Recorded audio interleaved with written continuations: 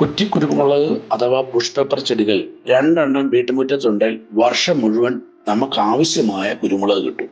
എന്റെ മുറ്റത്തെ ഈ ചെടികളിൽ നിന്നും വർഷത്തിൽ 4 കിലോയിലധികം ഉണക്ക കുരുമുളകാണ് എനിക്ക് ലഭിച്ചുകൊണ്ടിരിക്കുന്നത്. നമുക്കിപ്പോ വീട്ടിൽ എന്തെങ്കിലും ആവശ്യം വരുന്ന ഒരു മീൻ വറക്കാനോ പൊള്ളിക്കാനോ ഒക്കെ ആവശ്യം വരികയാണെങ്കിൽ പച്ചക്കുരുമുളക് വേണമെന്ന് തോന്നിയാലും ഇവിടെ വന്ന് നോക്കിയാൽ എപ്പോഴും ഇത് 2-3 കൊലയൊക്കെ പച്ചക്കുരുമുളക് പാകമായിട്ടുണ്ടാവും. ഞാൻ കുറ്റിക്കുരുമുളക് ചെടികൾ ഗ്രാഫ്റ്റ് ചെയ്യുന്നത് കാട്ടുതിപ്പിലി എന്നറിയപ്പെടുന്ന ബ്രസീലിയൻ കൊളുബ്രീനം തൈകളിലാണ്.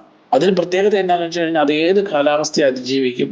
കരിമുണ്ട, കുതിരവാലൻ, തെക്കൻ, കൊടകൻ തുടങ്ങിയ വിവിധയിനം കുരുമുളക് ചെടികളിലാണ് നമ്മൾ ഇവിടെ ഗ്രാഫ്റ്റ് ചെയ്ത് പിടിപ്പിച്ചിട്ടുള്ളത്. നോർമലി ഇത് കൊണ്ട് വെച്ച് കഴിഞ്ഞാൽ 6 മാസത്തിലേക്ക് മുളകിട്ട് തുടങ്ങും. 200 രൂപ മുതൽ 500 രൂപ വരെ പ്രത്യേകിച്ച് വിവിധ പ്രായത്തിലുള്ള ചെടികളാണ് ഇപ്പോൾ വിൽപ്പനയ്ക്ക് വെച്ചിട്ടുള്ളത്. പിന്നെ ഒരു കാരണവശാലും നമുക്കിത് കൊറിയറായിട്ട് അയച്ചു കൊടുക്കാൻ പറ്റില്ല. കാരണം ഇതിന്റെ ഗ്രാഫ്റ്റിംഗ് എന്ന് പറഞ്ഞാൽ വളരെ സെൻസിറ്റീവ് ആണ്. വളരെ ശ്രദ്ധയോടുകൂടിയാണ് ഗ്രാഫ്റ്റ് ചെയ്യാനായിട്ട്.